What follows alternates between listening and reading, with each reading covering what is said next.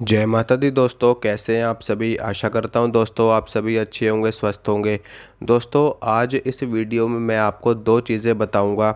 एक तो ये कि बिना गुरु के मंत्र जाप करने से क्या होता है और गुरु धारण करने के बाद में मंत्र जाप करने से क्या होता है। बहुत गहरी जानकारी देने वाला हूं, इसलिए वीडियो को लास्ट तक देखना। और अगर आपको वीडियो अच्छा लगता है तो वीडियो को लाइक करना, वीडियो को शेयर करना और चैनल को सब्सक्राइब ज़रूर करना। साथ में जो बेल आइकन है उसको भी ज़रूर दबाना। तो चलिए मैं आपको बताता हूँ। देखिए दोस्तों, हमारे शास्त्रों में, हमारे धर्म ग्रंथों में, हमारे ऋषि मुनियों द्वारा एक परंपरा का निर्माण किया गया है जिसे कहा जाता है गुरु शिष्य परंपरा। कोई भी साधना हो, कोई भी मंत्र हो, बिना गुरु शिष्य परंपरा के नहीं जपा जाता। हम ये भी कह सकते हैं कि बिना गुरु के कोई भी साधना नहीं करी जाती, कोई भी मंत्र नहीं जपा जाता। और गुरु शिष्य परंपरा के अनुसार जब हम मंत्र साधना करते हैं तो हमको रिद्धि सिद्धि जल्दी प्राप्त होती है। और एक जो मंत्र की जो परिपक्वता है वो हमको बनी रहती है, वो हमको प्राप्त रहती है। क्योंकि जब हम अपने गुरु से मंत्र प्राप्त करते हैं तो वो मंत्र सिद्ध मंत्र होता है।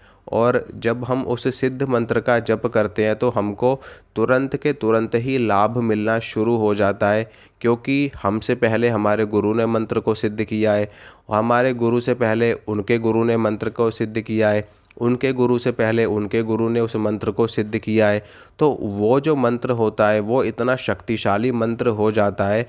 और एक गुरु से शिष्य के पे जाता है, फिर उस शिष्य से दूसरे शिष्य पे जाता है। इस तरीके से जब मंत्र चलता है गुरु शिष्य परंपरा में तो वो महामंत्र बन जाता है और अपने आप में दिव्य और चमत्कारी मंत्र वो बन जाता है। आजकल ना तो गुरु ही ऐसे रह गए हैं, ना ही शिष्य ही ऐसे रह गए हैं। क्योंकि ये घोर कलयुग चल रहा है।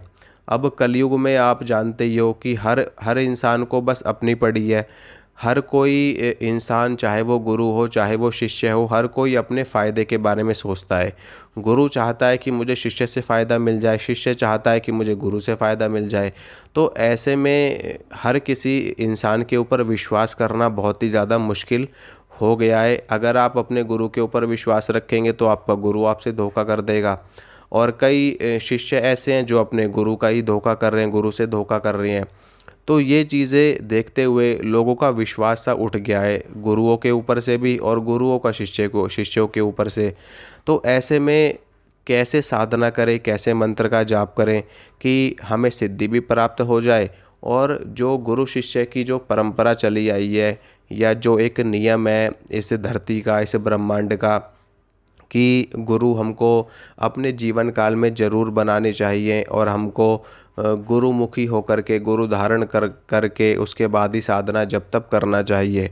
तो इस नियम को कैसे पूरा किया जाए। देखिए दोस्तों, मैं आपको बता रहा हूँ कि हम भगवान की पूजा करते हैं। कोई भगवान शिव की करता है, कोई भगवान विष्णु की करता है, तो कोई माँ दुर्गा की, माता काली की पूजा करते हैं।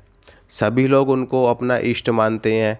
अब ऐसे में क्या होता है कि जैसे देखिए, आपने उनको अपना इष्ट मान रखा है, आप उनको अपने माता पिता मानते हो, भगवान को। जब आप उनको माता पिता मान रहे हो तो आप उनको अपना गुरु भी मान सकते हो। क्योंकि भगवान हमारे मन के भाव को देखते हैं। और जब हम उनको, जिस भी भाव से हम उनको पुकारते हैं, जिस भी भाव से हम उनको बुलाते हैं, हमारे देवी देवता उसी भाव से हमारे पास में आते हैं। अगर आप माँ दुर्गा को माँ मान करके पुकारोगे तो माता रानी माँ के रूप में आपके पास में आएंगी। अगर आप उनको गुरु मान करके उनको पुकारोगे तो माँ भगवती आदि शक्ति गुरु के रूप में आपके पास में आएंगी और आपका मार्गदर्शन करेंगी। तो एक तरीका मैं आज आपको बता रहा हूँ इस वीडियो में। देखिए, अगर आपको कोई भी योग्य गुरु नहीं मिल रहा, कोई भी सच्चा गुरु आपको नहीं मिल रहा, कोई भी सिद्ध गुरु आपको नहीं मिल रहा, तो आपको क्या करना है कि आप किसी भी देवी को या किसी भी देवता को अपना गुरु बना सकते हैं। आप भगवान शिव को अपना गुरु बना सकते हैं, हनुमान जी को अपना गुरु बना सकते हैं, माँ दुर्गा को, माता काली को अपना गुरु बना सकते हैं। क्योंकि गुरुओं को भी ज्ञान देने वाले देवी देवता ही होते हैं।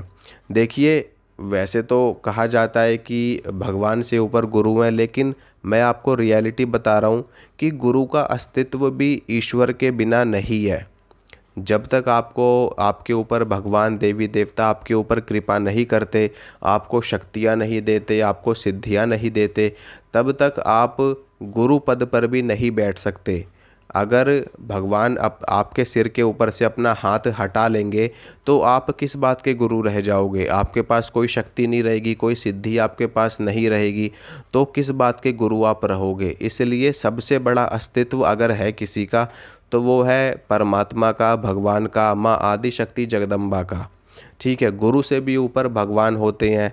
बस एक कहावत कह दी गई है कि सबसे ऊपर गुरु हैं, लेकिन मेरा ऐसा मानना है, मेरे ऐसे विचार हैं कि ईश्वर से ऊपर, भगवान से ऊपर, माँ भगवती आदि शक्ति से ऊपर ना तो कोई गुरु है ना ही कोई शिष्य है। क्योंकि जब वो कृपा करते हैं तो ही आप गुरु बन पाते हैं, तो ही आपके पास में शक्तियाँ आती हैं, तो ही आपके पास में सिद्धियाँ आती हैं। तो आपको अगर मंत्र साधना करनी है, रिद्धि सिद्धि प्राप्त करनी है और आपको कोई योग्य गुरु नहीं मिल रहा, तो आप के पास में कई तरीके हैं, मैं आपको बताता हूँ। देखिए, अगर आपको कोई गुरु नहीं मिल रहा तो आप किसी ब्राह्मण के द्वारा भी जानकारी लेकर के, उनसे ज्ञान लेकर के आप साधनाएं कर सकते हैं। ऐसा ज़रूरी नहीं है कि जब तक आपको आपके गुरु आज्ञा नहीं देंगे, जब तक आपके गुरु आपको साधना करने के लिए नहीं बोलेंगे, तब तक आप साधना ही नहीं कर सकते। ऐसा बिल्कुल भी नहीं है दोस्तों। ये सिर्फ़ और सिर्फ डराने वाली बातें हैं, धमकाने वाली बातें हैं। आप बिल्कुल साधना कर सकते हैं, बिल्कुल फ्री माइंड होकर के साधना कर सकते हैं। मैं आपको गारंटी देता हूँ कि आपका बाल भी बांका नहीं होगा। अगर आपके गुरु आपको जानकारी नहीं दे रहे, जैसे कि मान लीजिए आपको हनुमान जी की साधना करनी है और आप अपने गुरु के पास गए, आपने अपने गुरु से बोला कि गुरु जी, हमको हनुमान जी की साधना करनी है, आप हमको जानकारी दो, दीक्षा दो। अब आपके गुरु आनाकानी कर रहे हैं, आपको नहीं दे रहे जानकारी कि नहीं अभी नहीं करनी, ये है वो है, 100 तरह की चीज़ें वो आपको बता रहे हैं। तो आप हनुमान जी की साधना किसी भी ब्राह्मण के द्वारा, यानी कि हनुमान जी के किसी पुजारी के द्वारा, या कोई सिद्ध भगत है, आपका कोई मित्र है, आपका गुरु भाई है, उसने हनुमान जी की सिद्धि प्राप्त कर ली है और वो आपको जानकारी दे देगा, तो भी आप हनुमान जी की साधना कर सकते हैं। ऐसा बिल्कुल भी नहीं है कि आप नहीं कर सकते। हाँ, आप हनुमान जी की साधना करिए, लेकिन जो आपके गुरु हैं वो गुरु के स्थान पर रहेंगे, उनको आपको प्रणाम करना है।